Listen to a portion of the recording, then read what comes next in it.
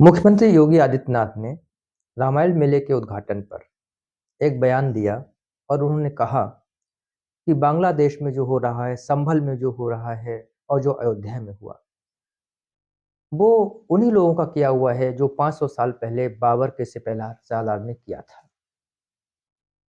इन लोगों का डीएनए एक सा है और जो ये सोचते हैं कि जो आज बांग्लादेश में हो रहा है, वो यहाँ नहीं होगा तो वो गलतफहमी में है, क्योंकि यहाँ भी उनके लिए दरवाज़ा खोलकर लोग खड़े हुए हैं। योगी जी ने इस बात को कहा और फिर इसको लेकर सियासत गरमा गई। अमित लाल जी, आपका इस मामले में क्या कहना होगा? मेरा ये कहना है कि योगी जी ने जो कहा वो बिल्कुल सत्य है, लेकिन कभी कभी सत्य जो है बड़ा कड़वा होता है और उसका अर्थ जो है वो बदल जाता है। बदल लिया जाता है या कहना चाहिए। जिस तरीके से एक ब्राह्मण ने देखा एक गाय भागती हुई जा रही है, उसके पीछे पीछे दो कसाई आए। कसाईयों ने उससे पूछा ब्राह्मण से कि ब्राह्मण ये बताओ क्या कोई गाय गई है? तो उसने सत्य नहीं बोला। उसने कहा नहीं, यहाँ से कोई गाय नहीं गई है। जबकि ब्राह्मण झूठ बोलने का वो भागीदार बन गया। तो यही हाल योगी जी का है। देखिए, कटेंगे बटेंगे तो कटेंगे, बटेंगे तो कटेंगे, इस नारे पे सत्ता तो प्राप्त की जा सकती है और सत्ता प्राप्त हो भी गई है, लेकिन इस नारे के बाद फिर सौहार्द का वातावरण जो था वो खत्म हो गया। अगर हमारे देश में सौहार्द रखना है तो फिर इस टाइप के नारों का चलन बंद ही करना पड़ेगा। अगर आपका लक्ष्य सत्ता ही प्राप्त करना है तब तो कोई बात नहीं है, बिल्कुल ठीक है आप, लेकिन सत्य के साथ साथ सौहार्द भी देश में बना रहे, ये भी आवश्यक है। मैं आपने सौहार्द की बात कही तो इसको लेकर मुझे अभी रिसेंट में जो बनारस के एक कॉलेज में मैटर हुआ कि वहाँ पर बनी हुई एक मज़ार को लेकर वक्फ बोर्ड ने अपना दावा कॉलेज पर ठोक दिया कि ये तो हमारा है, वक्फ संपत्ति है। और उसको लेकर फिर वहाँ के गैर मुस्लिमों ने हनुमान चालीसा पढ़ने की बात कही और वहाँ आज भी बवाल मचा हुआ है। क्या वक़्फ़ का ये जो कदम है इस तरह के, वो सौहार्द को बिगाड़ने वाले नहीं हैं? ये टिट फॉर टैट का फार्मूला है। जब हम संभल, अयोध्या और कई जगहों पे ये दावा करते हैं कि ये मंदिर थे और मंदिर तोड़ के मस्जिदें बनाई गई थी, ये हम भी जानते हैं कि आज से 500 साल पहले जो मुगल साम्राज्य थे उन सब ने ये किया था, इसमें कोई अतिशयोक्ति नहीं है, ये हुआ था। क्या फिर वही चीज अब आप हिंदुस्तान में देखना चाहते हैं? अगर आप 3 जगह ये उल्लेख करेंगे कि ये मंदिरें, ये मस्जिद जो है मस्जिदें नहीं थी मंदिर थी, तो वहां पे जो क्या सौहार्द का वातावरण पैदा हो जाएगा? अगर 3 जगह आप करेंगे तो एक जगह अगर मुस्लिम वक्फ बोर्ड ने कर दिया तो क्या खास बात हो गई? नहीं, वक्फ बोर्ड ने जो किया है वो तो देश के अलग-अलग हिस्सों से बहुत बड़ी संख्या में केस भाई आ रहे देखिए, थे। आप ऐसा है ना, आप एक बात को मानिए, जैसा बोएंगे वैसा ही काटेंगे आप।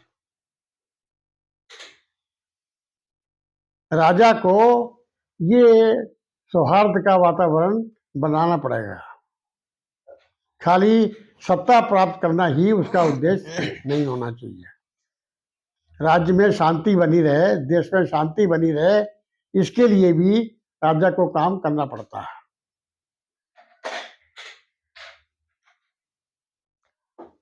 राजा तो काम करेगा ही करेगा, लेकिन प्रजा को भी तो कहीं पर अपने आप को समेटना पड़ेगा। समझना पड़ेगा कि चाहे वो वक्फ बोर्ड हो, चाहे हिंदू संगठन हो, दोनों ही इस समय जिस तरीके से एक दूसरे की जगहों पर अपने अपने दावे कर रहे हैं, उससे दोनों में ही खटास पैदा हो रही है। इनको रोकने के लिए हमारी सरकार, हमारा राजा क्यों कुछ नहीं कर रहा है? इसीलिए तो मेरा तो कहना यह है कि सुप्रीम कोर्ट को ये आदेश करना चाहिए कि स्वतंत्रता के बाद जो जहाँ था वो वैसा ही रहना चाहिए। हाँ, अगर कोई स्वतंत्रता के बाद किसी मंदिर को मस्जिद बनाया जाता है या किसी मस्जिद को मंदिर बनाया जाता है तो उस पर तात्कालिक कार्रवाई होनी चाहिए। लेकिन स्वतंत्रता से पहले के जो भी हैं, जहाँ भी हैं, जैसी भी स्थिति में हैं, उन्हें वैसे ही रहना दिया जाए तो शायद सौहार्द का वातावरण बना रहेगा। यानी प्लेसेज ऑफ वर्शिप एक्ट को मान्यता देनी चाहिए पूरी तरीके से। हैं? प्लेसेज ऑफ वर्शिप एक्ट को हाँ, मान्य रखना चाहिए। मान्य रखना चाहिए।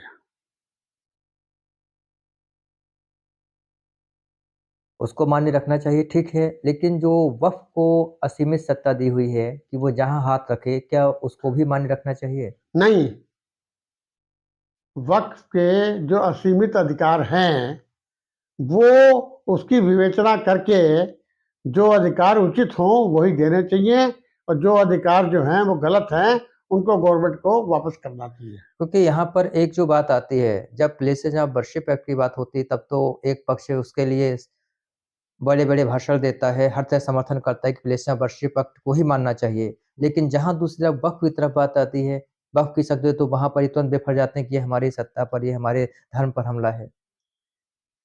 देखिए, कहने को आज ही कोई कुछ भी कह ले, लेकिन जिस तरीके से जो व्यवहार आज पूरे भारतवर्ष में हो रहा है वो हमारे देश के लिए अच्छा नहीं है। मैं इस बात को मानता हूँ, इसीलिए मैंने आज वो प्रश्न उठाया जो प्रश्न एक आम जनता पूछती है कि दोनों चीजों में जो सामंजस्य है, जो एक समानता है, दोनों में जो बैलेंस है, संतुलन है, उसको बनाने में हमारी सरकार कामयाब क्यों नहीं हो पा रही है? ऐसी कौन सी मजबूरियां हैं, चाहे वो कांग्रेस हो, चाहे भाजपा हो? मजबूरियां ये हैं कि गवर्नमेंट किसी भी तरीके से सत्ता प्राप्त करना चाहती है। वो सत्ता कैसे भी मिले, चाहे चाहे हिंदुओं को मार के मिले और चाहे मुसलमानों को मार के मिले, उन्हें सत्ता चाहिए। सत्ता के लिए ये जो वातावरण बनाया जा रहा है, मैं इसके बिल्कुल खिलाफ हूँ। जो वातावरण, उसमें कोई भी समर्थन नहीं कर सकता। हाँ, बस कोई समर्थन नहीं कर सकता, क्योंकि कांग्रेस आती तो एक पक्ष के लिए कानून बनाती है, एक पक्ष को करती है। भाजपा आती है, वो दूसरे पक्ष को लेकर चलती है, जिसका नतीजा ये है कि देश में टकराव की स्थिति बनी हुई है। कैसे नहीं, सत्ता पक्ष को और खास करके जो गवर्नमेंट है उसे दोनों को बैलेंस करके चलना चाहिए। दोनों के ही धार्मिक शक्तियों में कहीं पर कटौती की जरूरत है, जिससे वो एक दूसरे पर दावे ना कर सकें और लड़ाई झगड़ा ना हो। बस ये बहुत जरूरी है और यही वातावरण अगर बना रहेगा तभी हमारा देश सुरक्षित रहेगा। आज अगर संभल में दंगा हुआ है तो क्या उस दंगे में मुसलमान ही लुटे हैं? हिंदुओं को नुकसान नहीं हुआ क्या? दंगा होता है तो वो तो एक बाढ़ की तरह होता है, जो सामने आता है सबको बहा के ले जाता है। इसलिए ऐसी परिस्थिति बनाई जाए कि दंगा नहीं हो।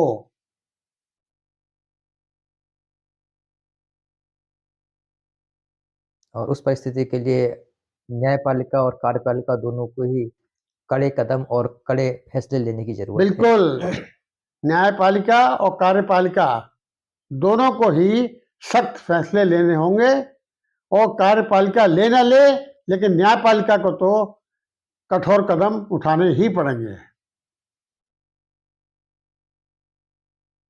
जी, बिल्कुल आपने सही कहा। अब देखते हैं कि सरकार और न्यायपालिका दोनों इसकी तरफ कौन से कदम लेने की तरफ कदम उठाते हैं। नमस्कार।